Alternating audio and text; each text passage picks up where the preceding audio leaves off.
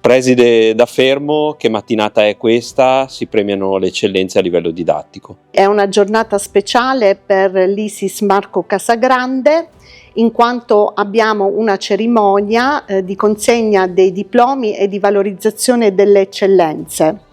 È un momento per noi che rappresenta un'occasione di orgoglio, ma anche un invito a guardare il futuro con fiducia.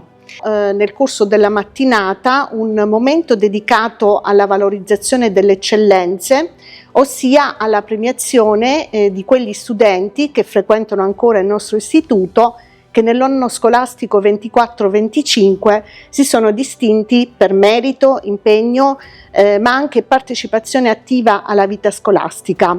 Il secondo momento è dedicata alla consegna delle borse di studio gentilmente offerte dalla Banca Prealpi San Biagio ad integrazione del contributo ministeriale agli studenti che nell'anno scolastico 23-24 hanno sostenuto gli esami di Stato e hanno conseguito votazione 100 e 100 e lode.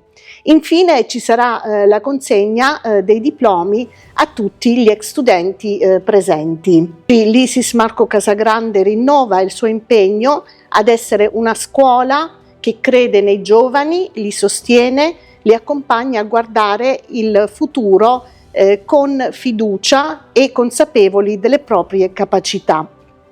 Ci saranno anche tante autorità presenti, saranno presenti anche i rappresentanti degli istituti comprensivi del territorio.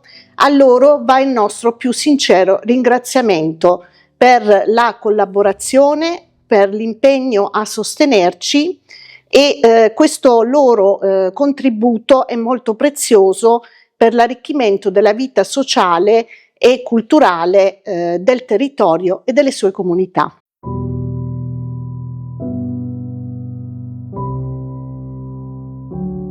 Assessore Lucchetta, si parla tanto di sicurezza a scuola, metal detector, però una mattinata come questa dimostra che c'è anche un'altra scuola fatta di eccellenze e di studio.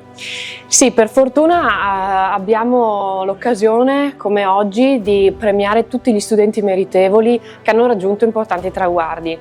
Questo sicuramente è in primis merito loro, ma è merito anche di tutti gli insegnanti, di tutto il lavoro che fanno giorno dopo giorno, e un grande merito è anche delle famiglie che affiancano questi ragazzi per tutto il percorso dell'anno e non solo, perché il grande lavoro viene fatto dentro ma anche fuori dalle mura scolastiche.